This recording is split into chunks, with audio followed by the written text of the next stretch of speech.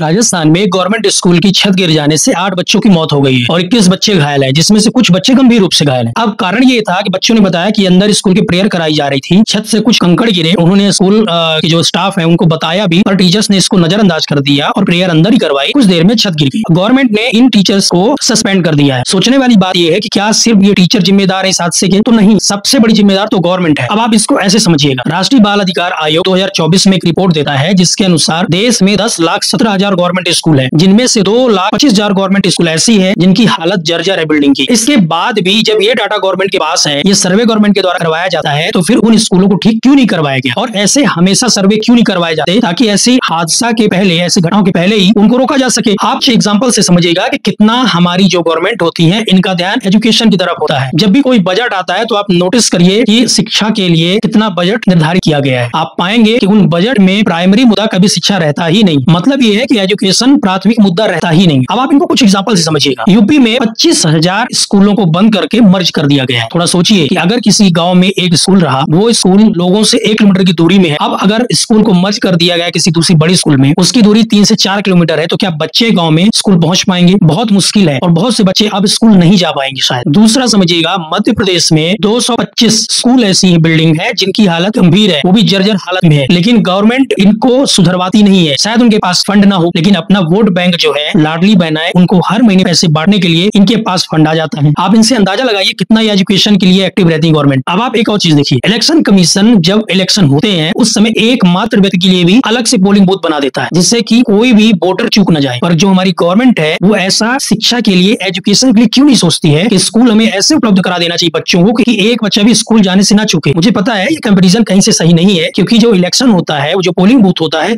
वो तो एक दिन के लिए होता है, और जो स्कूल बनेगी, बिल्डिंग बनेगी, उसमें खर्च लगेगा, उसके बाद वहां के लिए स्टाफ लाना पड़ेगा। तो करो, क्योंकि ये बहुत जरूरी है। अभी भी हमारे देश में सबसे पहले एजुकेशन को रखने की आवश्यकता है। अब आप में से ज्यादा लोग इस वीडियो को वो देख रहे होंगे जिनके बच्चे प्राइवेट स्कूल में जाते हैं, पर आप जरा सोचिए कि अगर इन 8 में से आपका बच्चा होता, तो इन चीजों से आप अंदाजा लगा सकते हैं कि कितना हमारी जो गवर्नमेंट होती है, ये एजुकेशन को लेकर एक्टिव रहती है। उसका सबसे बड़ा रीजन ये है कि अगर आप शिक्षित हो जाओगे, आपके बच्चे शिक्षित हो जाएंगे, तो फिर वो इस चीज को वोट देते समय यूज करेंगे, अपनी शिक्षा को, कि हमें किसे वोट करना चाहिए, किसे नहीं करना चाहिए। और अगर वो शिक्षित नहीं है, तो वो नेताओं के पीछे जिंदाबाद जिंदाबाद नारे लगाते रहेंगे। इसलिए गवर्नमेंट आज भी एजुकेशन को लेकर ध्यान नहीं दे रही है। अब ये इतना बड़ा हादसा हो गया, इससे भी सीख नहीं मिलेगी। अब होगा क्या? अब जैसे राष्ट्रपति, हमारे प्रधानमंत्री जी जो है, वहाँ के जो मुख्यमंत्री राजस्थान को, उन्होंने ट्वीट करके दुख जताया है। इसके बाद बच्चों के माता पिता को कुछ पैसे दे दिए जाएंगे, कोई जांच कमेटी बना दी जाएगी, बात खत्म। फिर कभी जब ऐसी कोई घटना होगी, उसमें भी यही चीज रिपीट होगी। अब आप इसके बारे में क्या सोचते हैं? आप कमेंट में जरूर बताइएगा।